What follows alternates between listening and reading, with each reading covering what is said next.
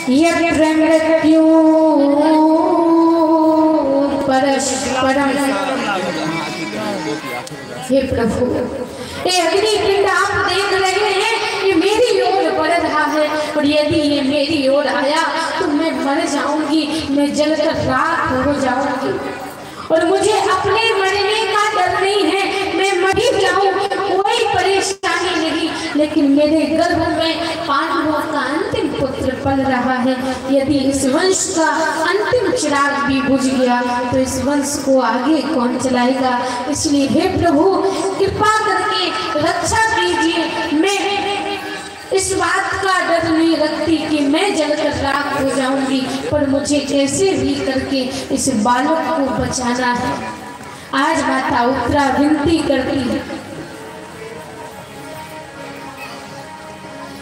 पकड़े लो हाथ बने वारी, नहीं तो डूबे जाएंगे। पकड़े लो हाथ बने वारी, नहीं तो डूब जाएंगे। पकड़े लो हाथ बने वारी, नहीं तो डूब जाएंगे। हाथ बने वारी, नहीं तो डूब जाएगी। हमारा कुछ न बिगड़ेगा, तुम्हारी लाज जाएगी। हमारा कुछ ना बिगड़ेगा, तुम्हारी लाज जाएगी। हमारा कुछ न बिगड़ेगा, तुम्हारी लाज जाएगी। हमारा कुछ ना बिगड़ेगा,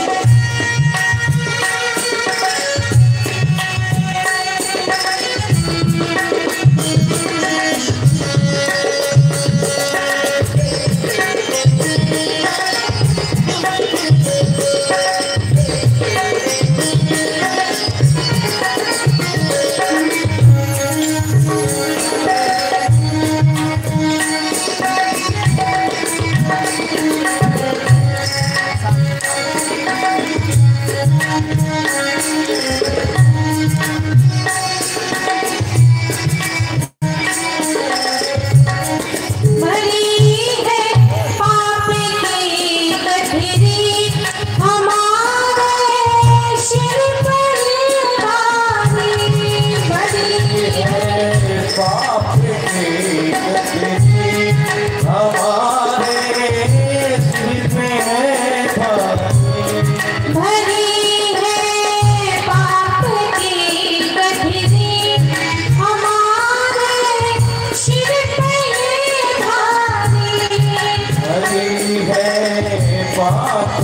लाज जाएगी।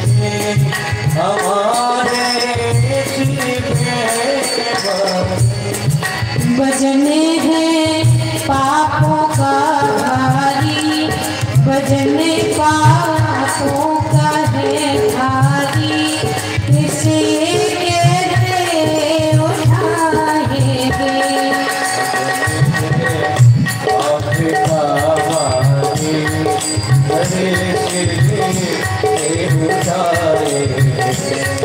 पकड़ लो हाथ बने वारी, नहीं तो डूब जाएंगे। पकड़ लो हाथ बने वारी, नहीं तो डूब जाएगी।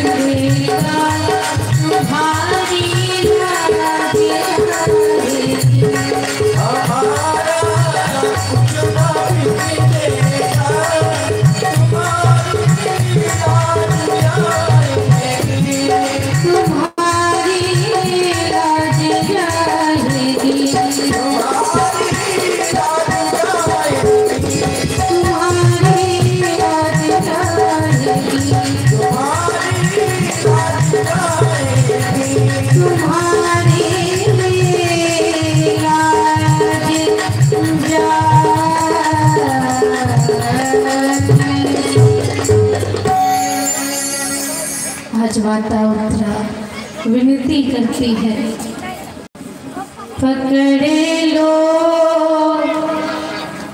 हाथ बनवारी।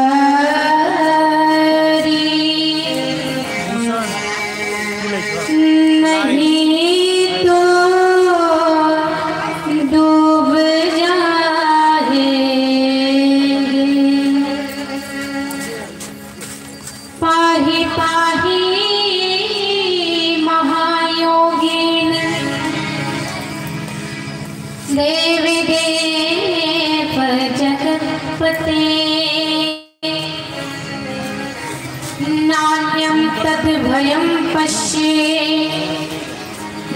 यत्र मृत्यु परस्परम। हे प्रभु आवाज सुनाई मेरी रक्षा करिए। तब भगवान ने छोटे से बाल कृष्ण का रूप बनाया, माता उत्तरा के गर्भ में प्रवेश कर गई। बोलिए बाल कृष्ण भगवान की। आज तक परमात्मा की जितनी भी मैयाएं हुई, किसी भी मैया के गर्भ में प्रवेश नहीं किए परमात्मा। प्रकट हुए हैं भाई, प्रकट कर पाना। लेकिन आज माता उत्तरा के गर्भ में प्रवेश कर गए और उस गर्भ की रक्षा करना प्रारंभ किया और फिर उस गर्भ को उस अग्नि पिंड से बचाया है। समय बीता, कालांतर में परीक्षित जी का जन्म होता है। बोलिए परीक्षित महाराज की जय हो। तत्सल विगुण करके सानुकूल हो दया जनमे वंश्य धरा पांडु भूया पांडु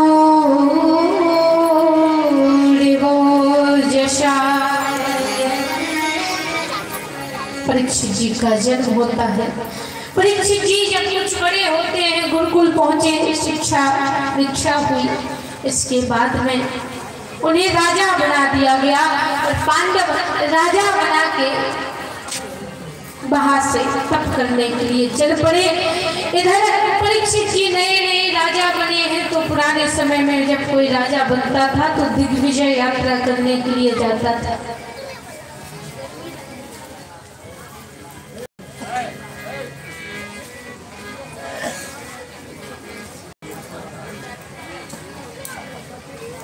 दिग्विजय यात्रा करने के लिए परीक्षित जी जाते हैं और जैसे ही दिग्विजय यात्रा करके लौटे तो क्या दिखाई पड़ा कि परीक्षित जी की नगरी में ही एक गाय और बैल दोनों बंधे हुए हैं। एक सूत्र है जो गाय और बैल दोनों को ही बड़ी बेरहमी से पीट रहा है, उनको मार रहा है। गाय कैसी है? निरंतर अश्रु बहते जा रहे हैं। बैल कैसा है? बैल के 4 पैर होते हैं, लेकिन 3 पैर उसके टूट चुके हैं, केवल 1 पैर बचा हुआ है। आज परीक्षित जी आए, परीक्षित जी ने देखा, अरे क्या मेरे राज्य में ऐसा दुर्व्यवहार, मेरे राज्य में गाय माता पर इतना अत्याचार, बैल महाराज पर इतना अत्याचार, ये क्या हो रहा है? तुरंत पहुंचे और शूद्र से कहा, तुम कौन हो जो मेरे राज्य में ऐसा अन्याय का काम कर रहे हो? जाओ, मेरे राज्य से बाहर निकल जाओ। लेकिन शूद्र वहीं खड़ा रहा।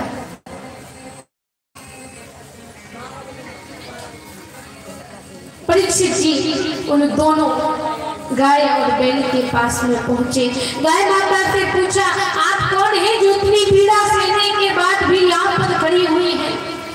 बोले, हे राजन, मैं पृथ्वी हूँ, मेरे ऊपर पापियों का बोझ बढ़ चुका है और जब पापियों का बोझ बढ़ जाता है तो मैं सहन नहीं कर पाती, क्योंकि मैं अनेक नदियों का बोझ सहन कर सकती हूँ, अनेक पहाड़ों का बोझ सहन कर सकती हूँ, अनेक मनुष्यों का बोझ सहन कर सकती हूँ, अनेक पशुओं का बोझ सहन कर सकती हूँ, अनेक सामग्रियों का बोझ सहन कर सकती हूँ, लेकिन यदि मेरे ऊपर एक भी पापी बढ़ जाए ना तो मैं बोझ सहन नहीं कर पाती। और हे प्रभु, अब मैं बोझ सहन नहीं कर पा रही, मुझसे ये बोझ सहन नहीं होता, इसलिए मैं गाय का रूप बनाकर गोलोकवासी ब्रह्म श्री कृष्ण को ढूंढने के लिए निकली हूँ।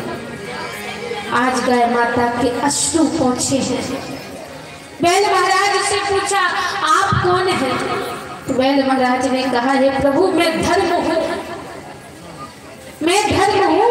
मेरे पहले 4 पैर थे, क्षमा, ज्ञान, तप और सत्य, लेकिन इसने क्षमा, ज्ञान, तप नाम के 3 पैर तोड़ दिए हैं। केवल सत्य नाम का पैर बचा है, इसको भी ये पापी तोड़ देना चाहता है। और ये राजन, यदि ये पैर भी टूट गया ना तो फिर इस संसार में कोई शब्द नहीं बोलेगा, सब झूठ बोलने वाले रह जाएंगे, फिर कोई सत्यता के मार्ग पर चलने वाला नहीं रहेगा। शूद्र से पूछा, ये शूद्र तुम कौन हो? आज शूद्र ने कहा कि हे राजन, मैं कलयुग हूँ, अब द्वापर युग का समय खत्म हो चुका है, मेरा समय आ चुका है, इसलिए हे राजन, मैं यहाँ पर निवास करने के लिए आया हूँ। आपके राज्य में भी मुझे थोड़ी सी जगह निवास करने के लिए चाहिए, थोड़ी सी जगह दे दीजिए। बोले, तुम जैसे पापियों के लिए मेरे राज्य में कोई जगह नहीं है, हम तुम्हें कोई स्थान नहीं दे सकते, यहाँ से बाहर चले जाओ। बोले, नहीं नहीं राजन, मैं तो यही रहूंगा। रोना प्रारंभ कर दिया। और जब कलयुग रोता है तो परीक्षित जी भी बड़े दयालु हैं, तुरंत दया आ गई तो स्थान दिए। जो बुरी बुरी जगह है उन जगहों पर तुम रह सकते हो। कौन कौन से स्थान दिए? बोले, वैश्यालय, जहाँ किसी की हिंसा की जाती है, जहाँ किसी को मार काट कर खाया जाता हो, वहाँ भी तुम रह सकते हो।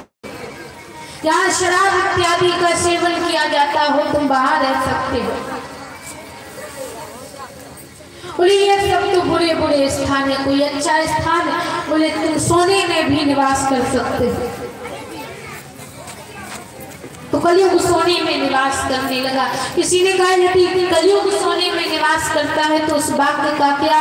तो भगवान श्री कृष्ण ने कहा था कि मैं हर जगह निवास करता हूँ, मैं सोने में भी रहता हूँ, मैं मिट्टी में भी रहता हूँ, तो क्या कलयुग और भगवान एक साथ रह सकते हैं? बोले, नहीं नहीं, बात यह नहीं है। बोले, बात क्या है? बोले, जो धन अधर्म की कमाई से कमाया गया हो, पाप करके कमाया गया हो, उस धन पर, उस सोने पर कलयुग निवास करता है, लेकिन जो सोना धर्म की कमाई से कमाया गया हो उसमें भगवान निवास करते हैं। 5 स्थान दिए।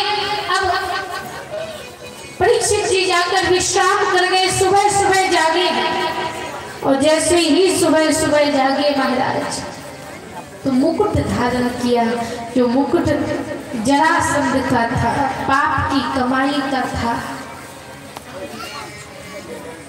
पाप की कमाई का मुकुट जैसे ही सिर पर धारण किया उसमें कलयुग आकर बैठ गया। तो जैसे ही कलयुग आकर बैठा तो जो राजा किसी चींटी को भी मारने का ख्याल अपने मन में ही नहीं लाते थे, आज उन्हीं राजा ने कई सारे निर्दोष जीव जंतुओं को शिकार के बहाने मार दिया। शिकार करते करते प्यास लगती है तो तुरंत शमीक ऋषि के आश्रम में पहुंचे। और जैसे ही शमीक ऋषि के आश्रम में पहुंचते हैं तो क्या दिखाई पड़ा? बोले, शमीक ऋषि के आश्रम में पहुंचते ही दिखाई पड़ा कि वो तो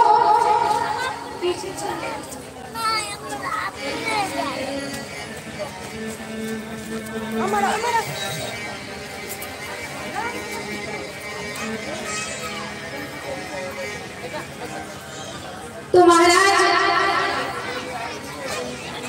शमीक ऋषि तप कर रहे थे। देखा ये तो तप कर रहे हैं, मेरे आने पर भी ये अपने तप से नहीं उठे, इन्होंने मेरा सम्मान नहीं किया। और जब ये मेरा सम्मान नहीं कर रहे हैं तो मैं भी इनका सम्मान नहीं करूंगा, मैं भी इनका अपमान कर दूंगा।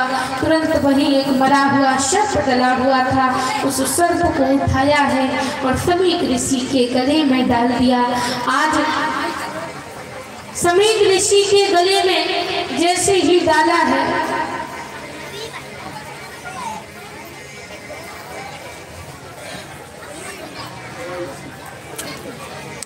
तो उनके पुत्र श्रृंगी ऋषि को पता चलता है। तब श्रृंगी ऋषि ने देखा, अरे आज तो मेरे पिता का अपमान हो गया। अपने पिता के अपमान को सहन नहीं कर पाए, तुरंत श्राप दे दिया। बोले, जिससे तुमने हमारे पिता का अपमान किया है, जिस सर्प को तुमने हमारे पिता के गले में डाला है, वही सर्प आज से ठीक 7वें दिन तुम्हें काटेगा और उसके काटते ही तुम भगवान के धाम को चले जाओगे, तुम मृत्यु को प्राप्त कर जाओगे। आज जैसे ही श्राप दिया और जैसे ही परीक्षित जी सायंकालीन बेला में घर आए, महलों में आए, मुकुट उतारा, मुकुट उतारते ही सारा दृश्य सामने आ गया। समीक ऋषि को पता चला। समीक ऋषि भी दौड़ते हुए आए और कहा कि हे राजा, मेरे पुत्र से बहुत बड़ी गलती हो गई। वो नहीं जानता था कि आपके ऊपर कलयुग का प्रभाव था और कलयुग का प्रभाव वो नहीं समझ पाया, इसलिए उसने आपको श्राप दे दिया। अब आप 7 दिन बाद मृत्यु को प्राप्त कर जाओगे। आज परीक्षित जी ने सुना कि मैं 7 दिन बाद मर जाऊंगा, तो बड़े प्रसन्न हुए। जीवन हो तो परीक्षित महाराज के जैसा हो। ये सूचना मिल गई कि मैं 7 दिन बाद मरने वाला हूँ, तब भी परेशान नहीं हुए, बिल्कुल नहीं घबराए। आज का कोई व्यक्ति होता तो क्या करता? ये विचार करता कि मैं कुछ ऐसा करूं जिससे मुझे मृत्यु आए ही ना। भागता, छिपता, दौड़ता, मृत्यु से बचता। लेकिन परीक्षित जी मृत्यु से भागे नहीं। क्यों? बोले, मृत्यु तो शाश्वत है, एक ना एक दिन आनी ही है, लेकिन ये तो मेरा परम सौभाग्य है, ये मेरा ही परम सौभाग्य है। कम से कम आज मुझे पता तो है कि मैं 7 दिन तक मरने वाला नहीं हूँ। आज यहाँ पर ऐसा कौन व्यक्ति है जिसको पता है कि मैं कल जीवित रहूंगा कि नहीं रहूंगा? एक क्षण के बाद का पता नहीं है, लेकिन मैं कितना भाग्यशाली हूँ। कम से कम मैं 7 दिन तक जीवित रहूंगा। मेरे पास 7 दिन का समय है, मैं 7 दिन में अपने जीवन को अच्छा बना सकता हूँ। वास्तव में मृत्यु से डरना नहीं चाहिए, मृत्यु से डरिए मत। बोले, फिर बोले, मृत्यु के पहले कुछ ऐसा करके जाइए कि महाराज मृत्यु के आने के बाद भी आप लोगों के हृदय में जीवित रहें। मृत्यु आ जाए फिर भी आप जीवित रहें। आपके हृदय से, लोगों के हृदय से आपकी याद ना जाए, लोग आपको अपने हृदय में, अपनी यादों में जिंदा रखें। वास्तव में कबीर साहब तो कहते हैं कि जब कोई बालक जन्म लेता है तो सब हंसते हैं, बालक रोता है। कबीरा, जब हम पैदा हुए जग हंसा हम रोए, लेकिन मरते समय जीवन में कुछ ऐसा करके जाइए। कैसा? बोले, ऐसी करनी कर चलो, हम हंसे जग रोए।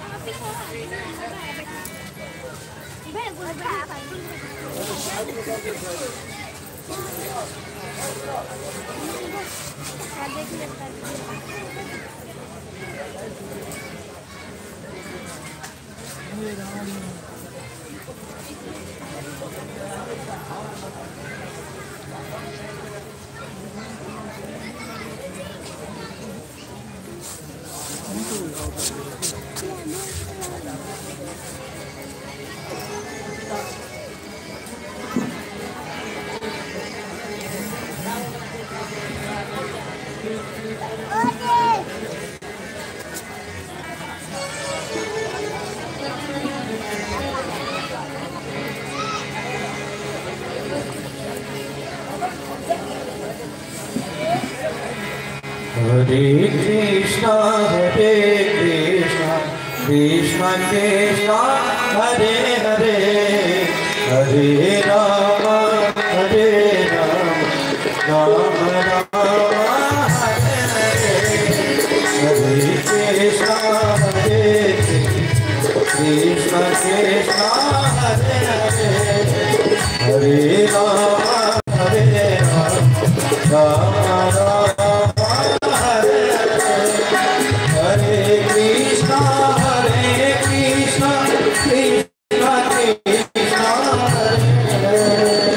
हरे राम राम हरे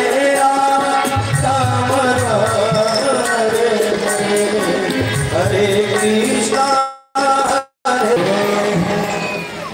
तो आए पुनः उसी क्रम में प्रवेश करते हुए नद्दू से डरिए मत, कुछ अच्छे कर्म करके जाइए। तो किसी ने कहा कि लोग कैसा याद करें? याद करने का मतलब ये नहीं है कि पड़ोसी कहे भैया मरा सब मरा, हमारे 5,000 रुपये लेकर मर गया। याद करने का ये अभिप्राय नहीं है। लोग आपके अच्छे सत्कर्मों को देखकर आपके लिए रोए कि भैया वो कितना अच्छा आदमी था, वो अच्छा आदमी था, वो सत्कर्मी था, वो सदैव सत्यता के मार्ग पर चलता था।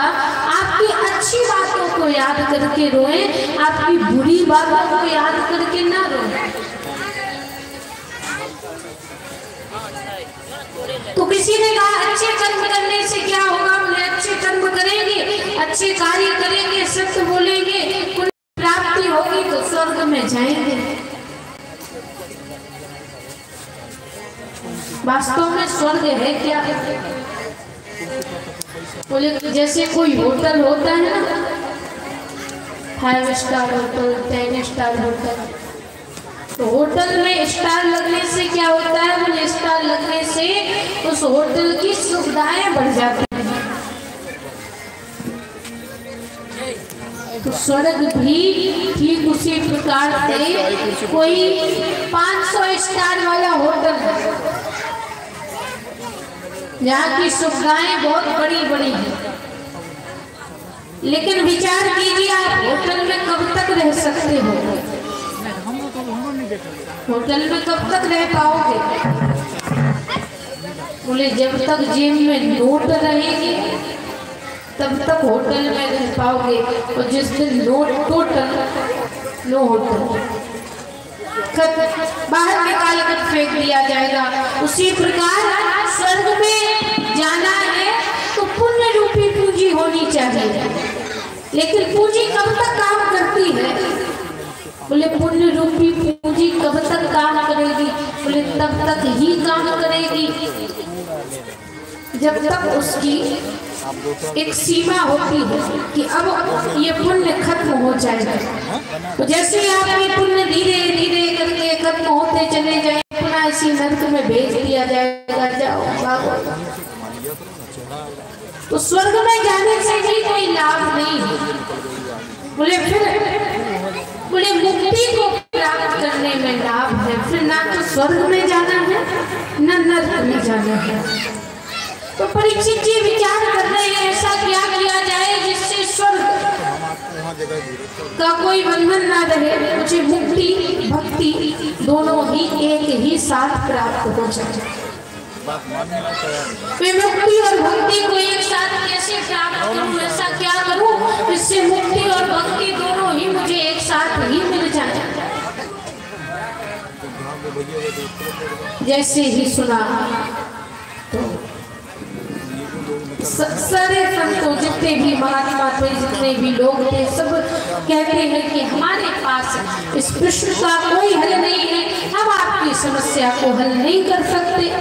परीक्षित जी प्रत्येक संत के पास में जाते हैं, हाथ जोड़ते हैं, विनती करते हैं, प्रभु कोई जीव यदि 7 दिन के अंदर अपने आप को मुक्त करना चाहे, अपने आप को मुक्ति प्राप्त कराना चाहे, तो उसे क्या करना चाहिए? बहुत प्रयास किया लेकिन कोई भी उपाय नहीं मिला। तब संतों महात्माओं के अनुग्रह से वहां पर सुखदेव भगवान का आगमन हुआ। बोलिए सुखदेव भगवान की। आज परीक्षित जी गए हैं तो सुखदेव जी को अपना गुरु बनाया है, चरणों में गिर गए और कहा हे प्रभु अब आप बताइए कि मेरे जीवन का कल्याण कैसे होगा, मैं 7 दिन के अंदर भक्ति को एक साथ कैसे प्राप्त कर पाऊंगा। तो आज सुखदेव जी ने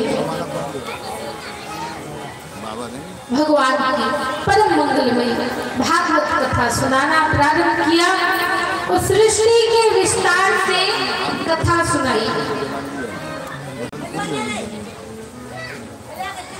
आज सुखदेव जी कहते हैं एक बार भगवान श्री हरि विष्णु के मन में विचार आया।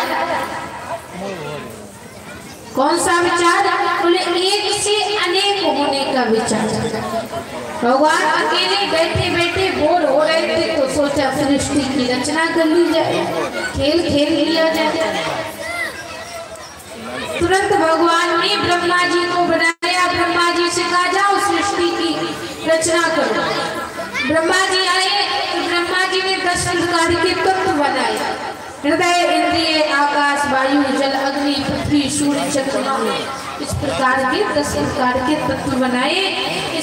इसके बाद में 4 बाल ऋषियों को बनाया जो परमात्मा का प्रथम अवतार है, सनंदन सनातन और सनत कुमार के रूप में वो 4 बाल ऋषि आते हैं और कहा कि जाओ जाकर इस पृथ्वी की रचना में सहयोग करो। लेकिन वो जाकर भगवान की भक्ति करने लगे।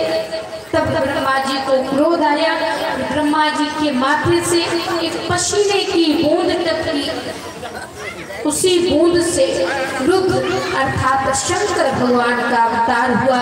बोलिए शंकर भगवान की जय। आगे ब्रह्मा जी के 10 पुत्र हुए, मरीच अत्रि अंगरा पुलस्त्य पुलह कृतु भृगु दक्ष वशिष्ठ नारद जी। अब हर जगह संत ही संत बढ़ गए, संतों को ही देखा जाने लगा। तो सोचा संत ही संत रहेंगे तो कैसे काम चलेगा। तो राक्षसों के अधिपति ने मृत्यु को बनाया, संत बनाए तो असंत भी बनाए। असंत बना के क्या सिद्ध कर दिया? तो ये असंत बना के ये सिद्ध कर दिया कि इस सृष्टि की रचना 2 पद हुई है। संसार की जो रचना है वो 2 पद हुई है और वास्तव में इस संसार की रचना 2 पद हुई है, इसलिए इसका नाम दुनिया है। यदि इसकी रचना, इसकी नींव किसी एक पर रखी होती तो इसका नाम इतनिया होता कि नहीं होता? होता कि नहीं होता? बिल्कुल होता। लेकिन इसकी नींव 2 पर रखी है, इसलिए इसका नाम है दुनिया। सुख है तो दुख है, पाप है तो पुण्य है, दिन है तो रात है, साधु है तो असाधु है, सुजाती है तो कुजाती है, माया है तो ब्रह्म है, जीव है तो जगदीश है, सब कुछ 2 ही तो है। और किसी संत ने कहा कि शायद इसी का नाम है दुनिया। कोई आ रहा है, कोई जा रहा है, इधर एक दूल्हा पहले चढ़ा है, उधर एक जनाजा उठा जा रहा है, इधर हवा है, उधर ठंडियां है, कोई हंस रहा है, कोई रो रहा है तो कोई गा रहा है। ये संसार सागर दुख का द्वंद्व है। वो स्वामी जी रामचरितमानस में लिखते हैं, माया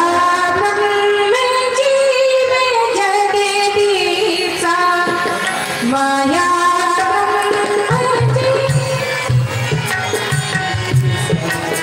माया जगदीशा माया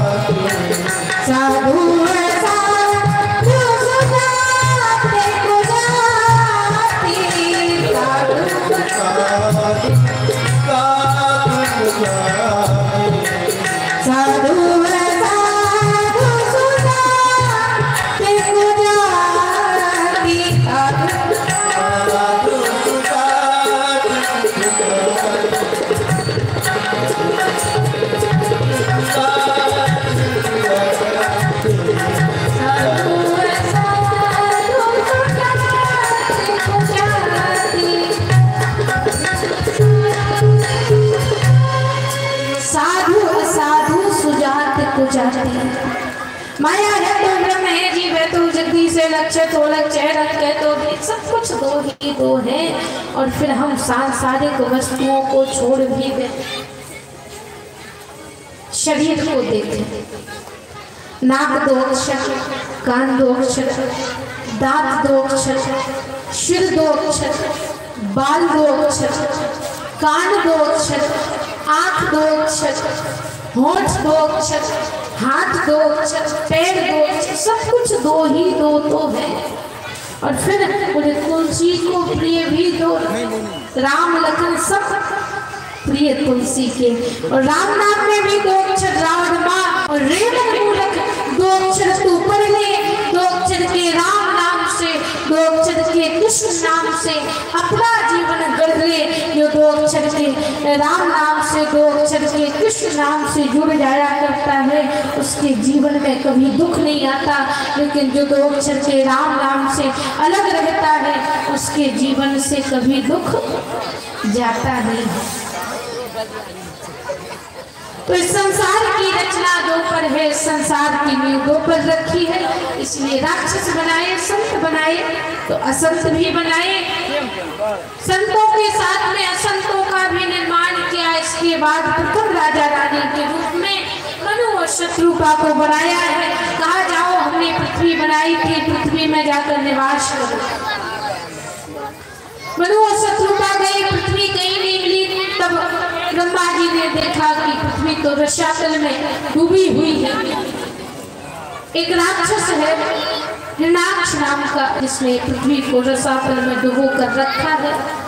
तो क्या करें? ब्रह्मा जी की नाभि से एक अंगूठे के बराबर 12 शिशु का अवतार हुआ, और 12 भगवान अवतार लेकर जाते हैं। हिरण्याक्ष का वध किया, और वहां से वो पृथ्वी बाहर निकाल कर लाए। बोले 12 भगवान की। अब मनु और शत्रुपा के द्वारा पृथ्वी का विस्तार होने लगा। मनु और शत्रुपा की कई कन्याएं हुई,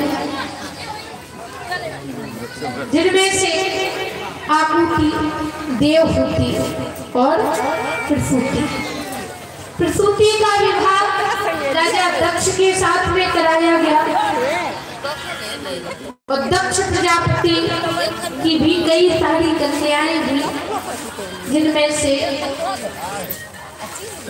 माता सती का विवाह भगवान शंकर के साथ में कराया गया। परीक्षित जी को सुखदेव जी ने सबसे पहले शंकर भगवान के चरित्र की कथा सुनाई। क्यों? बोले शंकर भगवान है क्या, पहले तो ये समझ ले। भवानी शंकरो वंदे श्रद्धा विश्वासी रूपिणो, याभ्यां विना न पश्यन्ति सिद्धा स्वान्ता स्थमेश्वरम्।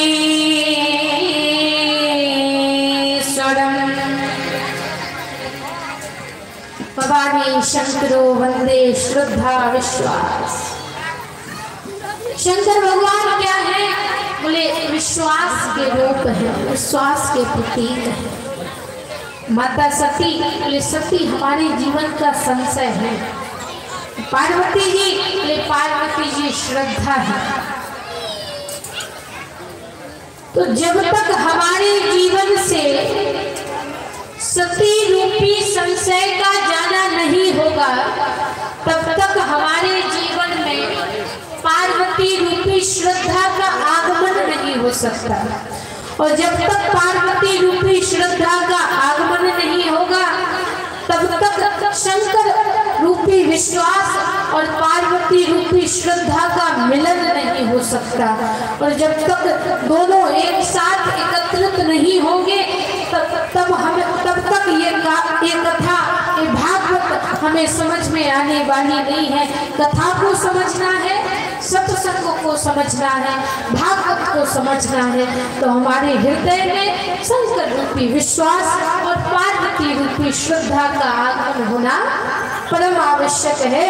और जब पार्वती रूपी श्रद्धा और शंकर शंकर रूपी विश्वास एक साथ मिल जाएंगे, इन दोनों का मिलन हो जाएगा, तो निश्चित रूप से यह कथा हमें सफलतापूर्वक समझ में आ जाएगी और बड़े भाव से हम इस कथा को समझ पाएंगे। इसलिए सबसे पहले शंकर भगवान के चरित्र की कथा सुनाई। शंकर भगवान के चरित्र में सुखदेव जी प्रवेश करते हैं। वास्तव में शंकर भगवान की कथा के अनन्य अनुरागी हैं, इतने अनुरागी हैं कि स्वयं कुंभज मुनि के यहाँ पर कई बार कथा सुनने के लिए जाते हैं, लेकिन एक बार कथा सुनने के लिए गए तो अपनी अर्धांगिनी को साथ में लेकर गए। एक बार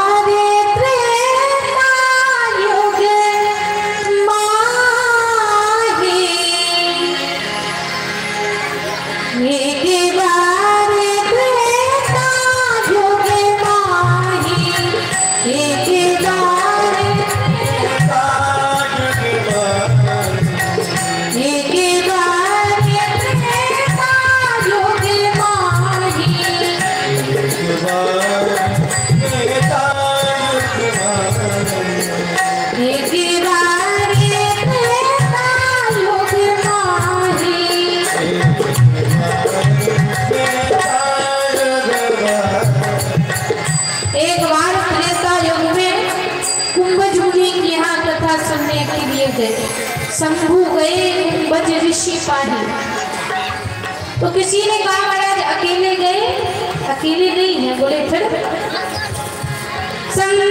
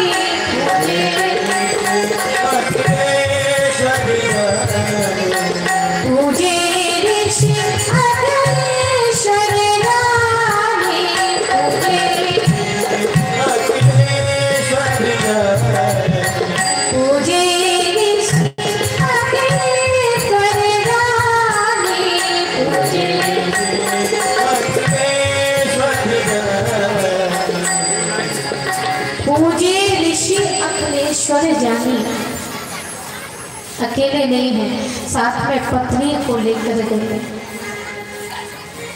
ग्रंथ हमें सिखाते हैं कि कथा सुनने जाए तो अकेले ना जाए। शंकर भगवान के चरित्र से सीखें, जब भी कथा सुनने जाए तो अकेले ना जाए, अपने परिवार के लोगों को साथ में लेकर जाए, अपने बूढ़े माता पिता को साथ में लेकर जाए, अपनी पत्नी को साथ में लेकर जाए, अपने छोटे छोटे बालकों को साथ में लेकर जाए। अकेले नहीं जाना चाहिए। अब इसका मतलब ये नहीं है कि कल से आप अकेले भी ना आए।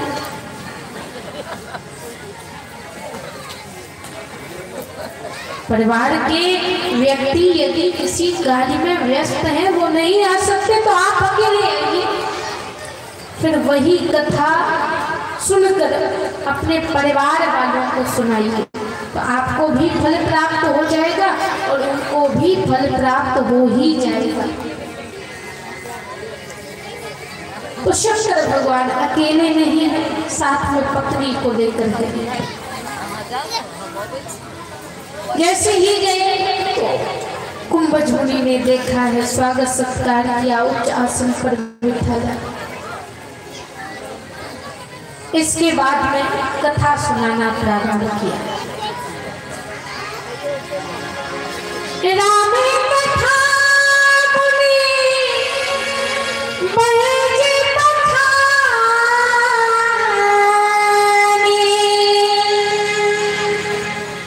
सुनी महेश्वर परम सुख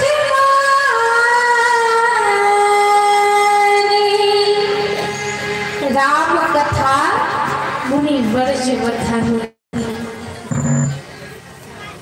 कथा सुनने के लिए कितने लोग गए थे? कितने गए थे? किसी को नहीं पता। कथा सुनने के लिए 2 लोग गए थे, शंकर भगवान और माता शक्ति। लेकिन कथा किसने सुनी? बोले कथा केवल और केवल सुनी महेश। शंकर भगवान ने कथा को सुना, माता सती ने कथा को नहीं सुना। और जो जीव भगवान की कथा में संलग्न होकर भी, भगवान की कथा में जाकर भी, भगवान की कथा प्रांगण में बैठकर भी भगवान की कथा को नहीं सुनता है, उसके जीवन का सारा ऐश्वर्य, सारा वैभव, सारा सुख, सारी संपदा धीरे धीरे करके नष्ट हो जाती है। महाराज आज गए कथा सुनने के लिए, लेकिन माता सती ने कथा को नहीं सुना।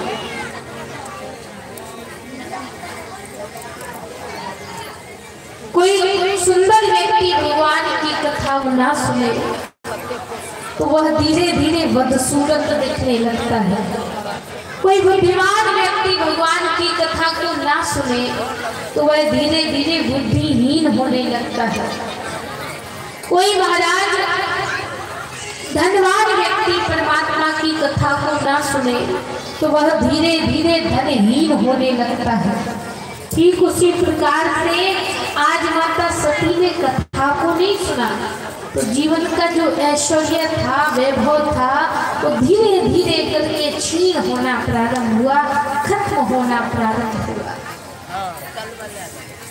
जब आई थी कथा सुनने के लिए तो क्या थी?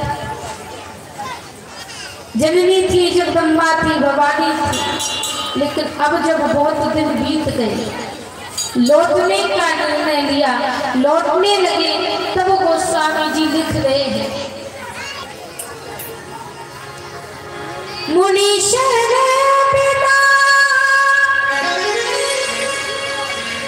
मारे प्रभुदा। लेकिन इधर इन्होंने कथा को नहीं सुना तो ये क्या रह गई?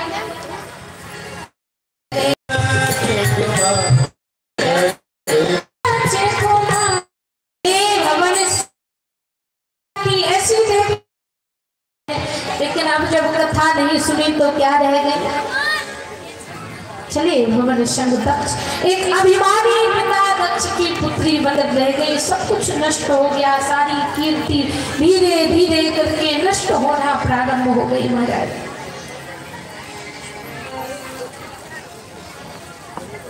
सब खत्म हो गया, सब नष्ट हो गया। अब जैसे ही चले तो रास्ते में गोस्वामी जी को लक्षण निवेदन करते हैं। क्या निवेदन किया? बोले परमात्मा का अवतार हो चुका है, जगत के कल्याण के लिए राम जी वन में भी आ चुके हैं। वन में जानकी जी का हरण हो चुका है। अब जानकी जी को ढूंढते हुए भगवान जा रहे हैं, ढूंढते चले जा रहे हैं। हे खगे मधुकर श्रेणी, हे खगे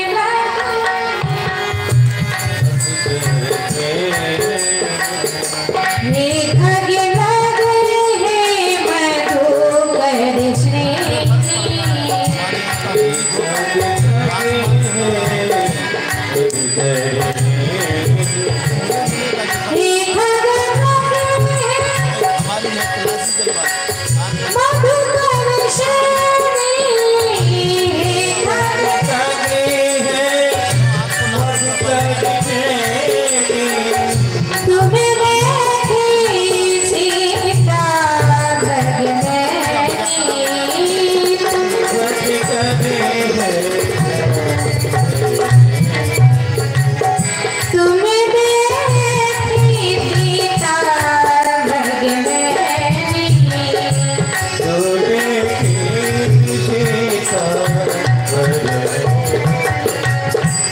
तुम देखी सीता मृग नैनी।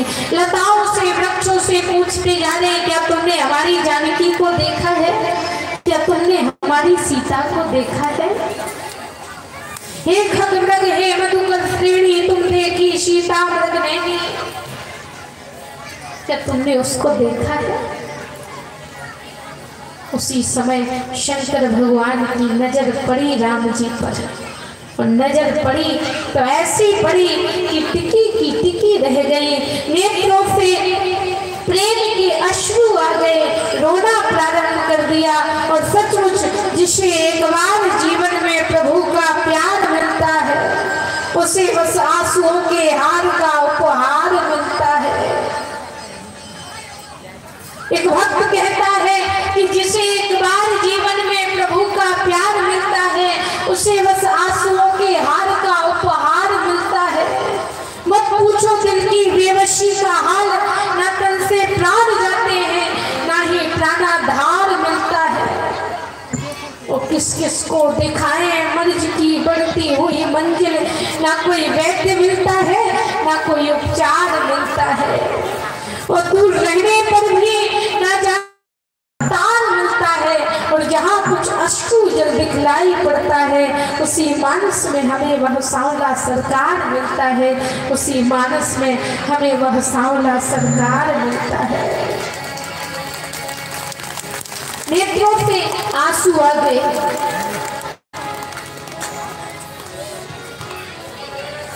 भरी लोचन छवि सिंधु निहारी, भरी लोचन छवि भरी लोचन छवि सिंधु निहारी, भरी लोचन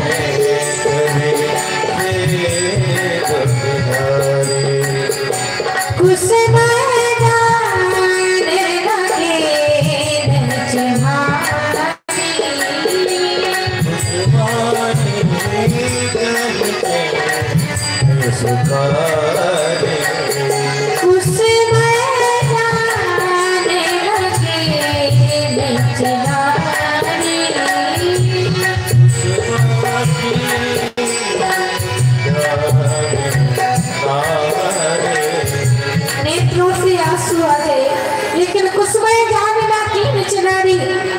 एक पल के लिए मन में लगा कि मैं इनको जाकर प्रणाम कर लूं, मैं इनको जाकर दंडवत कर लूं। कुसुमय जान ना कीन चिनारी, लेकिन बुरा समय जानकर कोई चिनारी नहीं निकल। तो किसी ने कहा कि बुरा समय किसके जीवन में है? तो शंकर भगवान के जीवन में है या राम जी के जीवन में है? बोले बुरा समय शंकर भगवान के जीवन में है। बोले शंकर भगवान के जीवन में कैसा बुरा समय?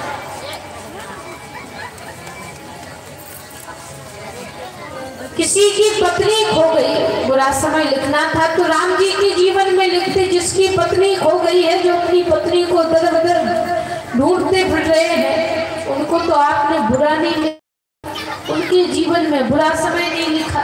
और जो अच्छे भले कथा सुनकर आ रहे उनके जीवन में बुरा लिख दिया। बोले पहले ये तो जान लो कि बुरा होता क्या है। बोले क्या होता है बुरा? बोले किसी की पत्नी का खो जाना बुरा नहीं हुआ करता, किसी अपने का अपने से बिछुड़ जाना बुरा नहीं हुआ करता,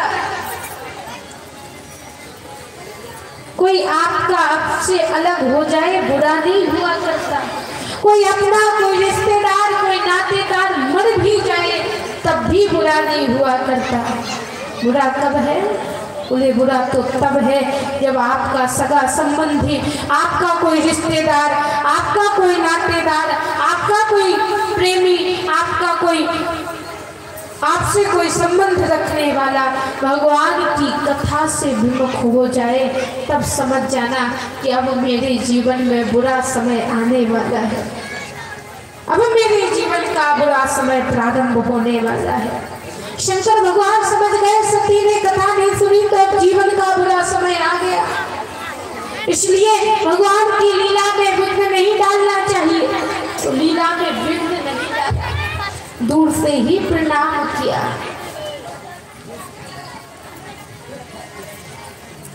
जय सच्चिदानंद जग पावन, दूर से प्रणाम किया और प्रणाम करके चल प्रारंभ किया। आज माता सती ने देखा इन्होंने प्रणाम किया है, इन राजा के बालकों को, कहीं शंकर भगवान बावले तो नहीं हो गए, पागल तो नहीं हो गए जो इन साधारण से राज्य के राजा के बालकों को प्रणाम कर रहे हैं। फिर अगले ही पल सोचते हैं कहीं ऐसा तो नहीं कि ये जगत के ब्रह्म हो। फिर सोचा नहीं, ये जगत के ब्रह्म नहीं हो सकते, ये जगत के ब्रह्म हो ही नहीं सकते, ये जगत के ब्रह्म नहीं है। जगत का ब्रह्म अपनी पत्नी को वो पागलों की भांति थोड़ी ना ढूंढता है। एक क्षण में पता लगा लेते कि मेरी पत्नी कहाँ है। ये तो पागल की तरह पत्थरों से पूछ रहे हैं, कोई बड़ा पत्थरों से पूछता है।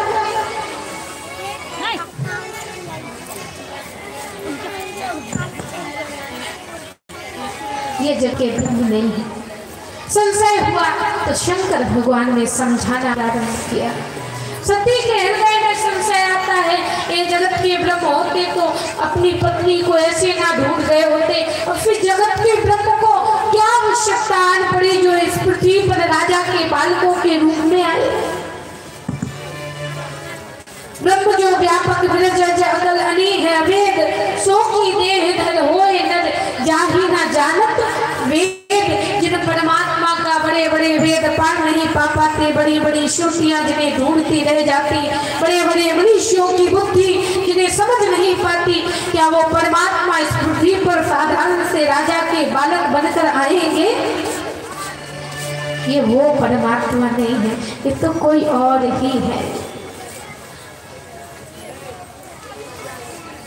तब भगवान शंकर ने समझाया, है देवी ये वही परमात्मा है, जिनका ध्यान में हमेशा लगाए रहता हूँ, ये वही परमात्मा है। जिनके ध्यान में मैं हमेशा लीन रहता हूँ, ये वही परमात्मा है। जिनका ध्यान कभी मेरे हृदय से हटता नहीं है, ये वही परमात्मा है। जिनके ध्यान में अनेक संतों के शरीर में दीमक लग गई, ये वही परमात्मा है। जिनके द्वारा ये पूरा संसार क्रियान्वित है, ये वही परमात्मा है। जिनके ध्यान में मैं करोड़ों वर्षों तक लीन रहा करता हूँ, ये वही परमात्मा है। जो प्रत्येक जीव के अंदर समान रूप से विराजित रहा करते हैं, ये वही परमात्मा है। ये वही परमात्मा है जो कण कण में समान रूप से विराजमान रहा करते हैं। ये वही परमात्मा है जो संतों के प्राण हुआ करते हैं। ये वही परमात्मा है जो भक्तों की प्रत्येक इच्छा को पूर्ण करते हैं। ये वही परमात्मा है, ये जगत के ब्रह्म है। तब भी समझ में नहीं आया, और जब समझ में नहीं आया तो शंकर भगवान ने कहा, देवी भगवान तर्क संदेह परीक्षा का विषय नहीं है। The God is not subject to doubt, discussion and examination. परमात्मा तर्क संदेह परीक्षा का विषय नहीं है। बोले परमात्मा तो प्रेम का विषय है। The God is subject of the love. परमात्मा तो प्रेम का विषय है, परमात्मा तर्क और संदेह का विषय नहीं है।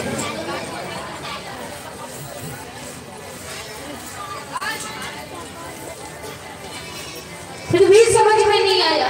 बोले नहीं मानती हो, नहीं आता है समझ में, तो एक काम करो, तुम परीक्षा लेकर आ जाओ। जब किसी व्यक्ति को किसी वस्तु में या व्यक्ति में संशय होता है तो वो अपना संशय परीक्षण के माध्यम से ही दूर कर पाता है।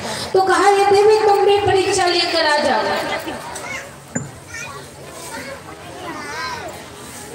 तो आज माता पार्वती, माता सती परीक्षा लेने के लिए चल पड़ी, और जैसे ही परीक्षा लेने के लिए गई है तो विचार कर रही हैं कि मैं कैसी परीक्षा लूं। क्या करूं जिससे परीक्षा ले ली जाए। फिर मन में विचार आया, ये तो अपनी पत्नी को ढूंढ रहे हैं, जानकी को ढूंढ रहे हैं, क्यों ना मैं जानकी बन जाऊं। जानकी का रूप धारण किया। अब माता जानकी का स्वरूप तो धारण कर लिया। जानकी का स्वरूप धारण करना बड़ी बात नहीं है। स्वरूप तो कोई भी धारण कर सकता है, किसी का भी धारण कर सकता है। उनके जैसा सुंदर होना बड़ी बात नहीं है, बोले उनके जैसे आचरण लाना बड़ी बात है। तो स्वरूप तो बना लिया, सुंदर तो बन गई, आचरण कहाँ से लाए महाराज। आचरण तो जिनके हैं उनमें ही रहेंगे।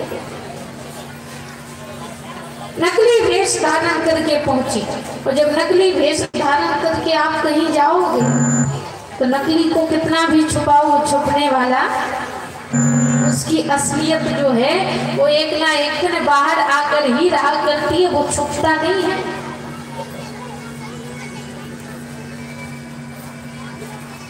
एक बार एक विद्यालय में हेडमास्टर साहब विद्यार्थियों को पढ़ा रहे थे।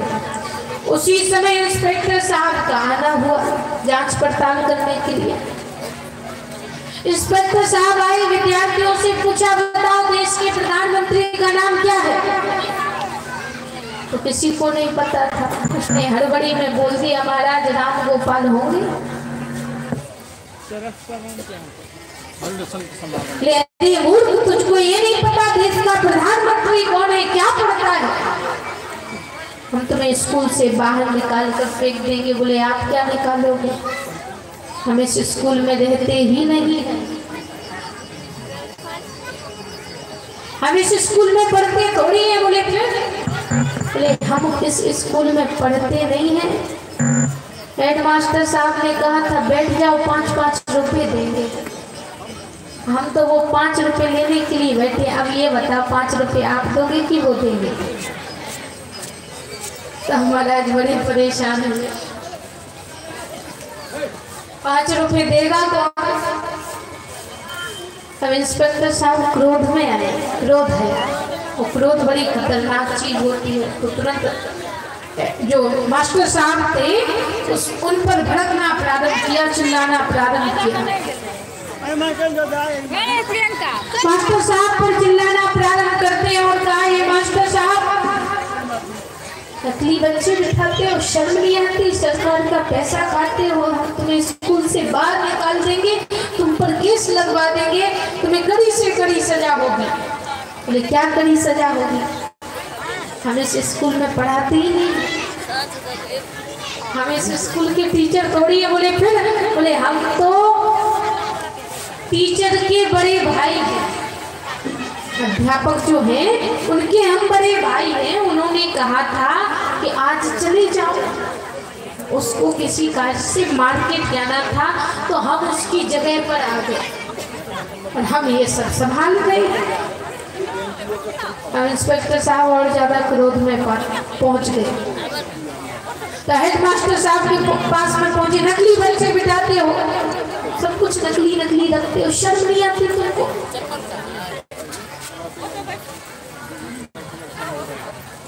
तुम्हें कड़ी से कड़ी सजा होगी, तुम्हें चौराहे पर बांध कर पीटेंगे। बोले क्या खाक पीटोगे। हम भी इस स्कूल के हेडमास्टर साहब नहीं हैं। जेब से 10,000 रुपये निकाले, इंस्पेक्टर साहब के हाथों में रख दिए और कहा, मेरा जो छोटा भाई है वो यहाँ का प्रिंसिपल है, आज उसे वो बगालत भी करता है, इसलिए उसे कोर्ट जाना था तो हम आ गए।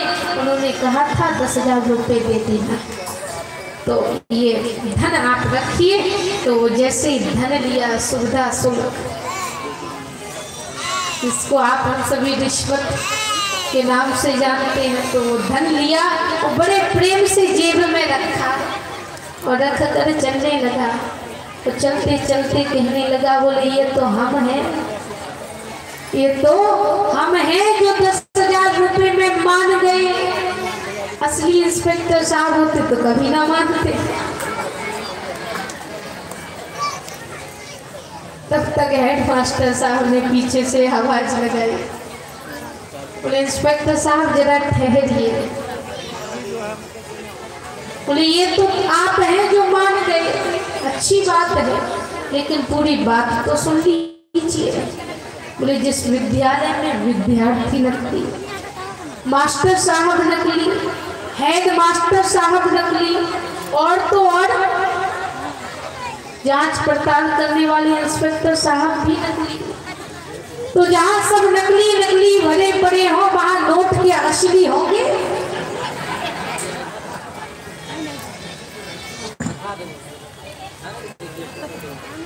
तो महाराज वहां नोट असली मिलने वाले नहीं है, तो असली और नकली का जो चक्र है, नकली को कितना भी छुपाओ वो छुपने वाला नहीं है।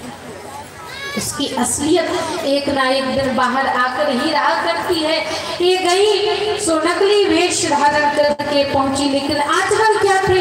बोले आचरण यह थे कि भगवान श्री राम के पीछे पीछे माता जानकी जी चलती थी, पद चिन्हों को बचाकर चलती थी, उनके बताए हुए कर्मों को साथ में रखकर चलती थी। लेकिन ये गई सो आगे आगे चलना प्रारंभ कर दिया, और जैसे ही आगे आगे चली तो तुरंत भगवान श्री राम पहचान गए, हाथ जोड़े,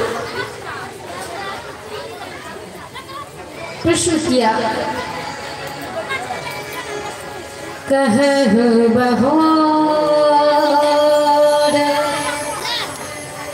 कहाँ बरस के तू,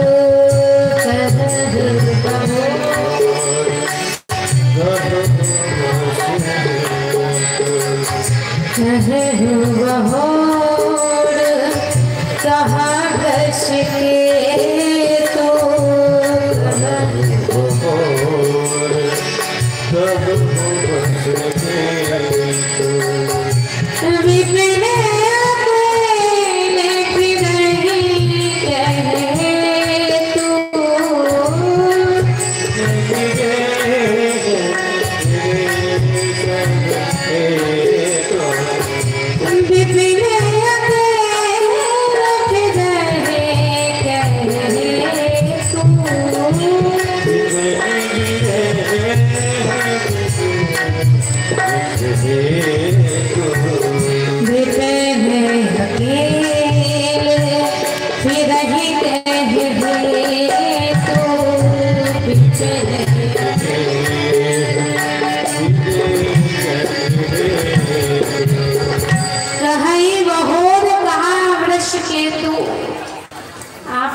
बूढ़े बाबा शंकर को कहाँ छोड़ाए हैं? हे मामा, हे भैया, आप इस जंगल में अकेली क्या कर रहे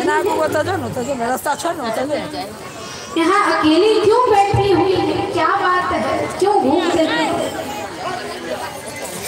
आज जैसे ये सुना तो मुड़े कर लौटना प्रारंभ किया। अरे ये तो वही है जो उन्होंने बताए थे, मैंने तो गलत समझ लिया।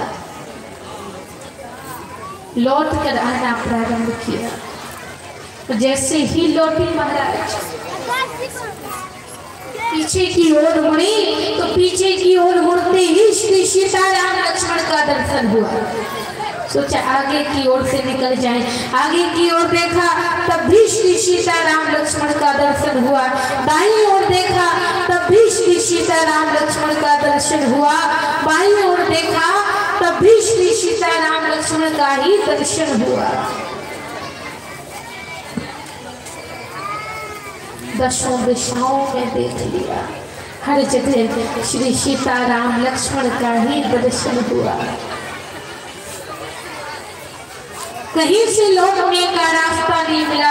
आज भगवान श्री राम ने माता सती को विराट स्वरूप का दर्शन कराया।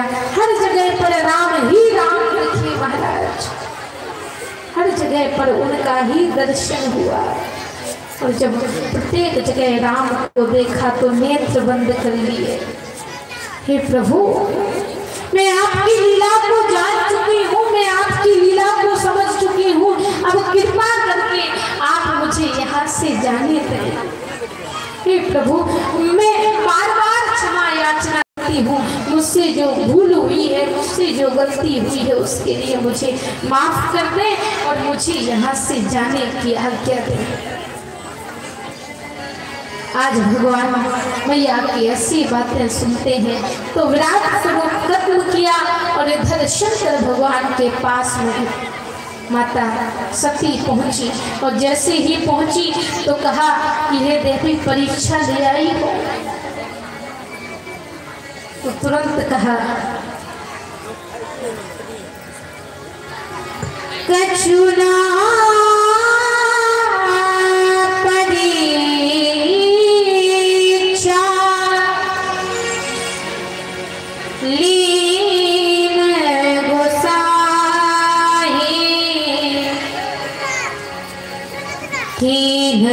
नाम तुम्हारे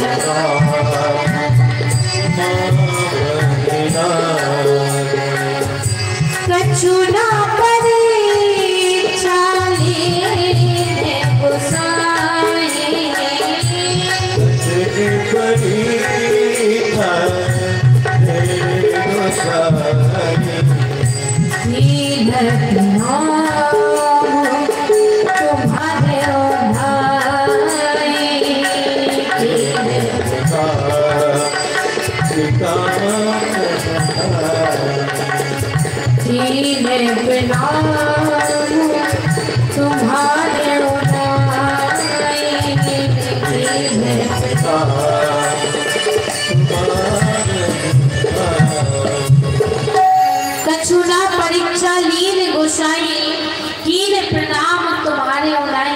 आपने दूर से प्रणाम किया, हमने पास से प्रणाम किया और प्रणाम करके हम लौट आए। हमने कोई परीक्षा नहीं।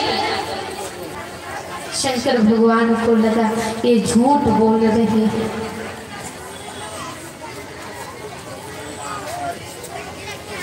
तो सोचा एक आध बार और पूछ लेते।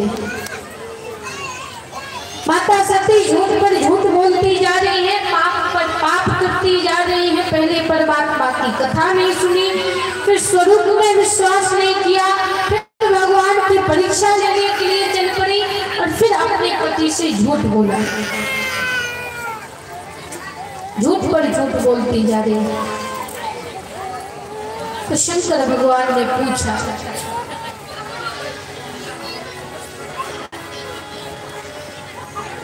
पूछा शिव ने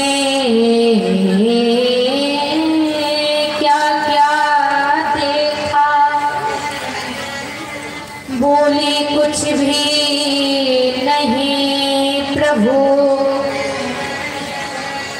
पूछा कि परीक्षा ले क्या, बोले बिल्कुल नहीं प्रभु। पूछा किस विधि विश्वास हुआ, बोली खुद ही ज्ञान प्रकाश हुआ। कैसे विश्वास हो गया, बोले अंदर से ज्ञान उमड़ पड़ा। झूठ पर झूठ बोलती जा रही है, झूठी पर झूठी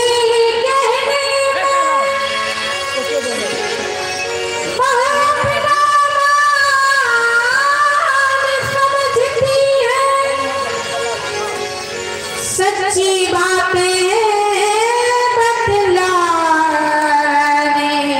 में वह अपना अपमान समझती है।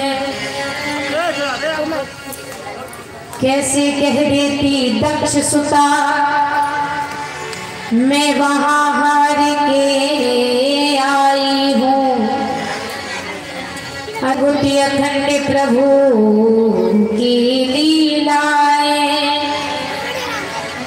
मैं वहां देख के आई हूँ।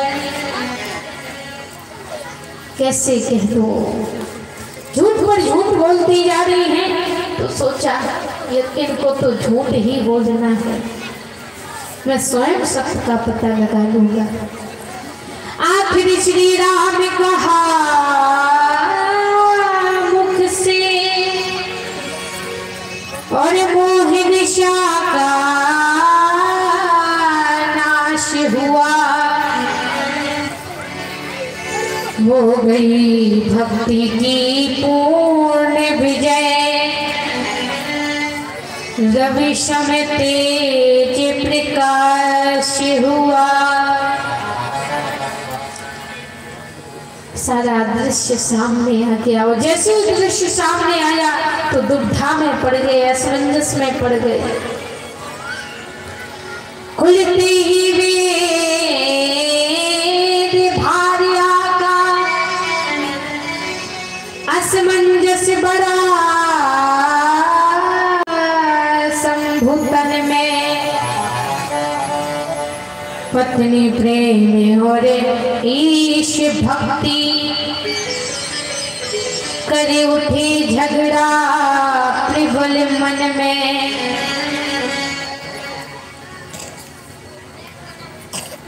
हृदय में ही झगड़ा उत्पन्न हुआ, दुविधा में पड़ ही गए। कुछ क्षण को भूतेश पत्नी प्रेम और ईश भक्ति का संकट हुआ विशेष। कहता था पत्नी प्रेम धर, प्रियतम मेरा सम्मान करो, तो कहती थी राघव भक्ति उधर, शंकर मेरा तुम ध्यान करो।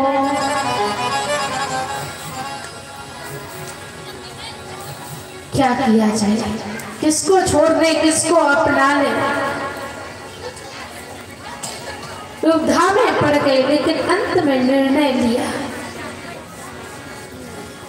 अब शक्ति के प्रति कभी पत्नी का मैं भाव न लाऊंगा, बस माता मान कर उन्हें अपने हृदय में बसाऊंगा। कभी भी सती के प्रति पत्नी का भाव न लाऊंगा। जिन माता का रूप बनाया है उन्हीं माता के जैसे उनको देखूंगा। वो मन ही मन परित्याग कर दिया और जैसे ही परित्याग किया तो देवी देवताओं ने पुष्पों की वर्षा करना प्रारंभ किया। बरसही सुमन सुहंजलि साजी, बरसही सुमन सुहंजलि साजी, बरसही सुमन सुहंजलि साजी, बरसही सुमन सुहंजलि साजी, बरसही सुमन गही गही गगन दुंदवी बाजी, गही गही गही गही गगन दुंदवी बाजी, बरसाही सुमन सुहंजलि साजी, बरसाही बरसाही सुमन सुहंजलि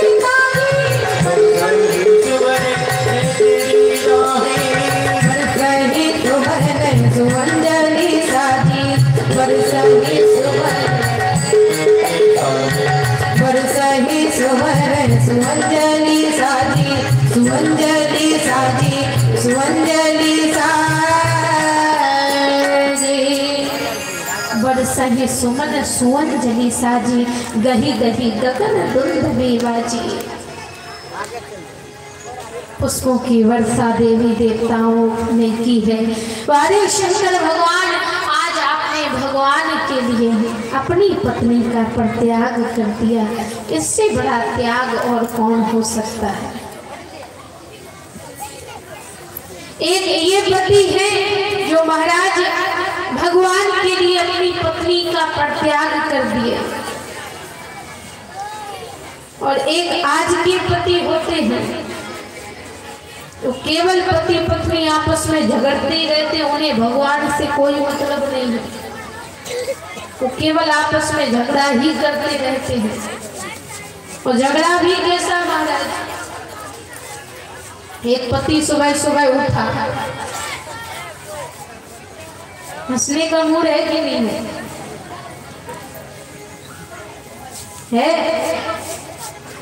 तो एक पति सुबह सुबह जागता है, और जैसे ही जागा तो महाराज पत्नी से बोलता है, सुनती हो मुझे ऑफिस जाना है, पानी गर्म कर दो, मुझे नहाना है। पत्नी की बात कान में नहीं पड़ी, पति की बात को पत्नी नहीं सुना, अनसुना कर दिया। तो पति ने दूसरी बार बोला, अब पति को तीसरी बार में क्रोध आ गया, तो पति ने जोर से कहना प्रारंभ किया, बोले तुझे सुनाई नहीं देता, मैंने कहा ना पानी गर्म कर दे, नहीं तो। तब तक पत्नी जी हाथ में बेलन लेके दौड़, पति पत्नी के झगड़े होते हैं। क्यों? बोले जब जब घर में जाओ बस लड़ना प्रारंभ, झगड़ना प्रारंभ। उसने अपने मित्र से कहा, भैया हम तो बड़े परेशान हैं, पत्नी जी हमें बड़ा परेशान करके रखे, जब देखो लड़ना बस झगड़ना। बोले अच्छा, बोले लड़ाई बंद करने का कोई उपाय बताओ। बोले तुमने कभी अपनी पत्नी की तारीफ की, कभी उसकी बनाई हुई वस्तुओं की तारीफ की, कभी उसके भोजन की तारीफ की? तो अब पति बोला मित्र से कि भैया तारीफ तो तब करूं जब तारीफ करने के लायक, तारीफ करने के लायक ही नहीं है, तारीफ कहां से करें? बोले नहीं है तब भी करो, झगड़ा बंद हो जाएगा। ठीक है। एक पति महाराज घर पहुंचा, पत्नी जी ने भोजन लगाया, जैसे ही भोजन रखा सामने तो पति ने कहा रोटी में घी क्यों नहीं लगाया? तो पत्नी जी को आया क्रोध, और पत्नी उठाया बेलन और पति के सिर में मार दिया। अब जैसे ही मारा तो इधर कुछ मार दो तो बाहर निकल आता है। अब जैसे ही बाहर निकला तो महाराज वो की पत्नी ने मार दिया। तो कहा महाराज सीढ़ियों से गिर गए। बोले अच्छा सीढ़ियों से गिर गए तो घी लगा लेते ना। बोले अरे महाराज घी की तो पूरी बात है, घी मिल जाता तो ये होता ही नहीं। तो कहा झगड़ा खत्म करना है तो तारीफ करना प्रारंभ करते। अब वह व्यक्ति घर पहुंचा, और जैसे ही घर पहुंचा तो पत्नी जी है तो तुरंत तारीफ के पुल बांधने प्रारंभ किया। अरे पत्नी जी आज तो आप देवी के समान सुंदर दिखाई पड़ रही हैं। पत्नी जी ने सोचा ऐसी कह रहे होंगे। अब भोजन सामने रखा तो भोजन जैसे ही थाली सामने आई है तो फिर से बड़ाई करना प्रारंभ किया। पत्नी जी ने रोटी रखी, बोले ये रोटी नहीं है। बोले फिर? बोले ये तुमने बनाई है इसलिए रोटी नहीं है, ये तो चांद का टुकड़ा है। ये जल रही है। बोले फिर? बोले इसमें तुम्हारा हाथ लग गया इसलिए अमृत है। ये सब्जी नहीं है, ये तो मेरे लिए संसार की सबसे स्वादिष्ट सब्जी है।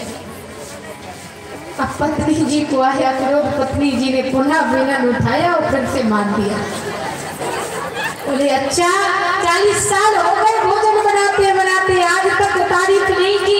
एक दिन होटल से क्या मंगा लिया, तारीफ के पुल बांध दिए तुमने।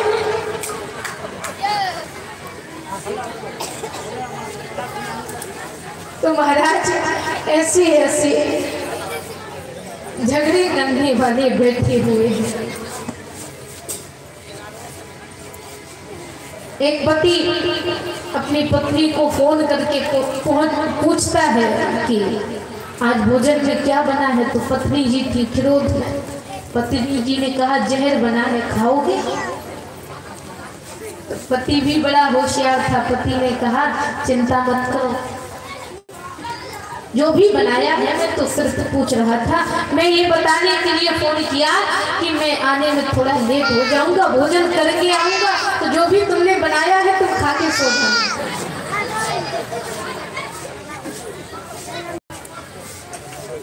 तो महाराज कहाँ तक वर्णन करें, इतना भी करो कम पड़ जाए।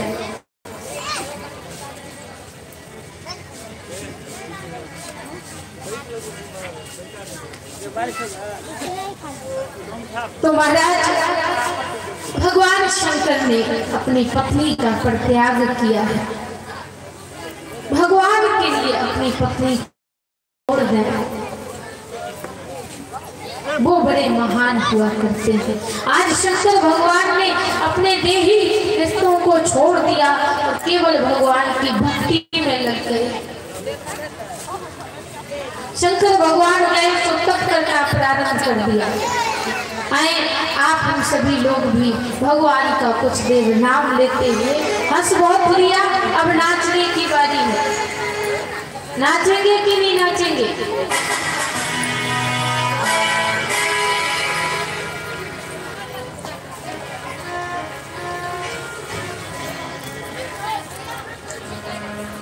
सभी नाचते हुए, ताली बजाते हुए, झूमते हुए।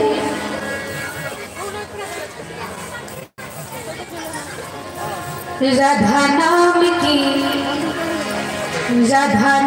की लगाई फुलबारी, राधा नाम की लगाई फुलबारी, की पत्ता पत्ता श्याम होता लगाई फुलबारी, पत्ता पत्ता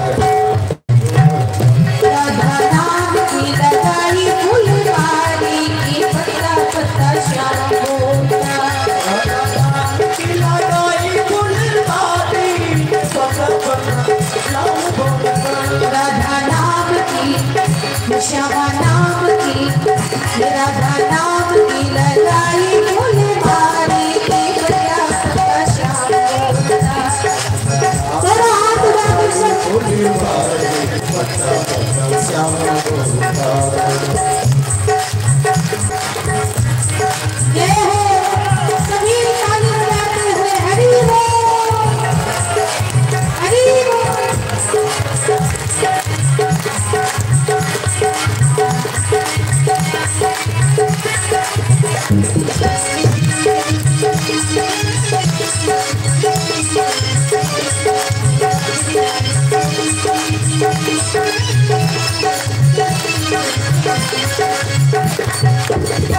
और क्या कहता है भक्त? गली गली में महंगी रोटी,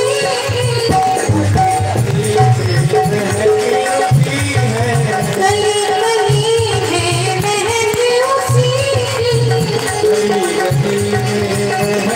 रोटी, हर पक्षी में चहकी खुशी की, हर पक्षी में चहकी खुशी, हर पक्षी में चहकी खुशी।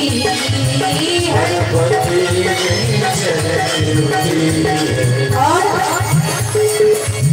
नाचे मोर कोके, नाचे मोर कोके, नाचे मोर कोके, कोयलिया प्यारी, की पत्ता पत्ता श्याम होता। पत्ता पत्ता श्याम होता।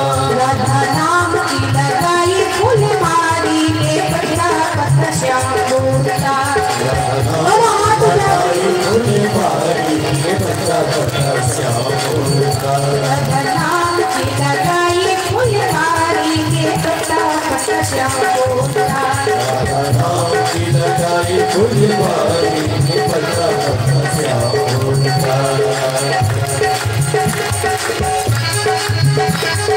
जय हो, हरि बोल।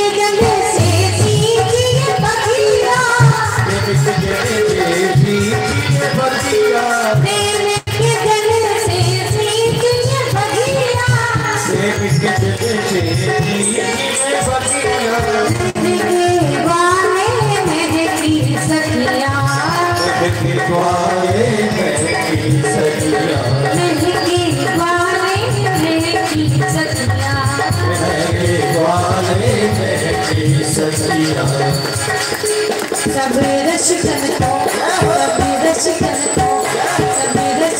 को लागी है प्यारी तेरा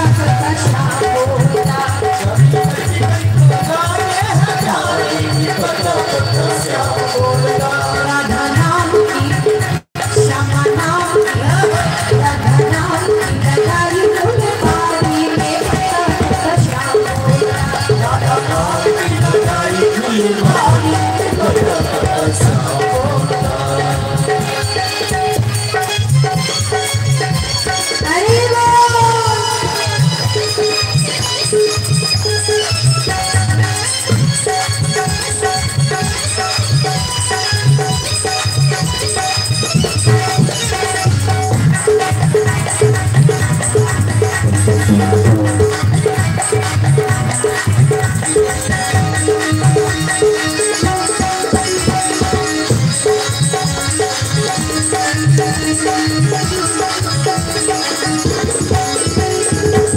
और क्या कहता है चित्र विचित्र छाई है मेहनत राधा संग बनवारी मेहनत राधा संग बनवारी और ऐसी बढ़िया है न्यारे के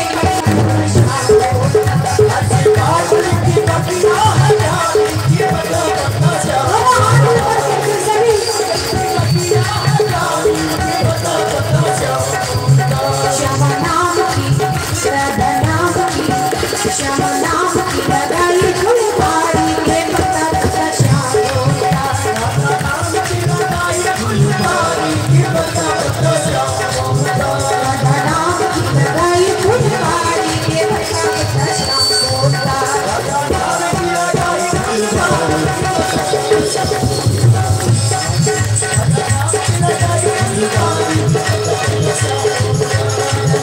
लगाई फूल पारी के पता कथा श्याम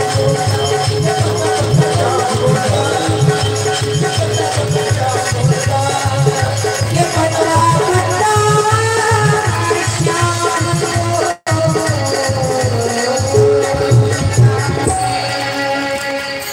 बोले श्री सीताराम नाम महाराज की वृंदावन बिहारी लाल की बोले शंकर भगवान की पार्वती मैया की शिव शक्ति धाम की बस्ती नगर की समस्त देवी देवताओं की समस्त भक्त सज्जनों की आए बहुत सुंदर चर्चा तृतीय दिवस की श्रीमद् भागवत सप्ताह ज्ञान की है पावन कथा जिसमें आप सभी भक्तों की अपार संख्या को देखकर मन बड़ा प्रसन्न है। वैसे भी मिथिला की भूमि से हम लोग विगत कई वर्षों से परिचित हैं। इस अंचल में कथा श्रोताओं की कभी भी कोई कमी नहीं रही। मेरे बीच में एक सूचना है, हमारे भक्त एक बहन है हमारे बीच में शिवानी, वो देवी जी को माल्यार्पण कर उनका सम्मान करना चाहती हैं, तो वो बिटिया अगर हमारे बीच में हो तो मंच पर आ जाएं। शायद कहीं निकल गई हैं, कोई बात नहीं। और कल की कथा में चूंकि कृष्ण जन्म की कथा है तो कल बड़े उत्साह से मनाई जाएगी। और प्रत्येक व्यक्ति का कुछ ना कुछ उद्देश्य होता है जीवन जीने का, हम हो या आप हो,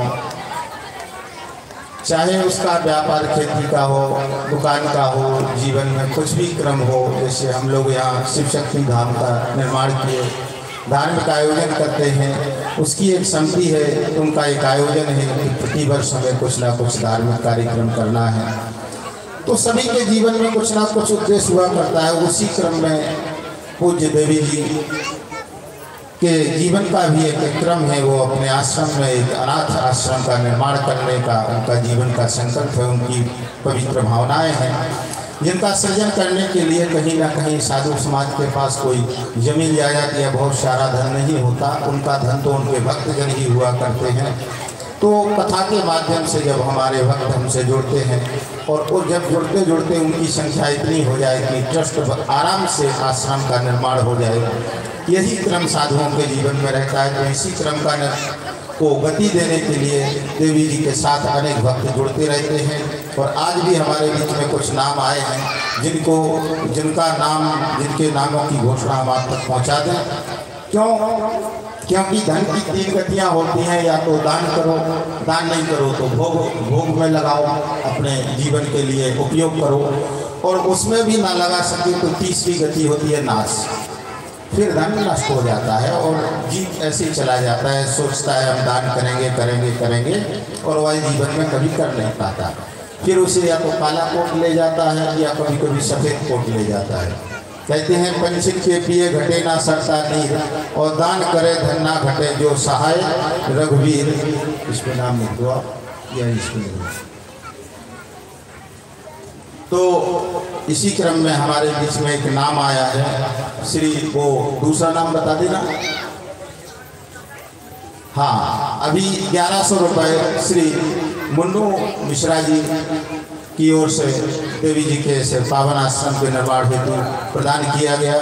एक बार ताली बजाकर हम लोग उनके पैसे दानदाताओं का, उन मामा साहब को नाम का सम्मान करते हुए ताली बजाकर उनका अभिवादन करते हैं। बहुत बहुत साधुवाद, बहुत बहुत धन्यवाद, बहुत बहुत सम्मान। हमारे ऐसे चूँकि मिथिलांचल दरभंगा है और इस दरभंगा को तो मिथिला का द्वार कहा जाता है, तो निश्चित रूप से और यही जानते हैं कि देवी जी की वाणी तक पहुंच रही है। निश्चित रूप से ये देवी जी के ऊपर भगवान की कृपा है। तो ऐसी कृपा हमारे शिव जी और पार्वती मैया की ओर से उन पर बनी रहे, हम चरणों में करते हुए। अब हम समझते हैं कि जब तक आप नाम लिख लें, फिर अंत में आरती से पहले, हाँ हमारे बीच में बिटिया आई है, एक बार एक बिटिया के लिए ताली बजा दें।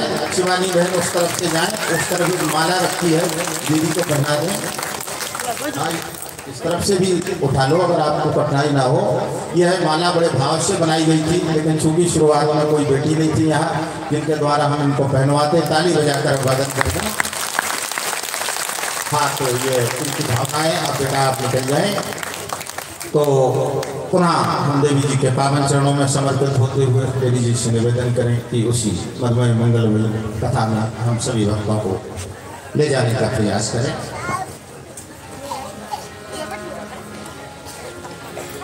बोली वृंदावन बिहारी लाल की जय, शंकर भगवान की जय। अभी जय घोष में आवाज नहीं आ रही है, जोर से जयकारा लगानी है। हनुमान जी महाराज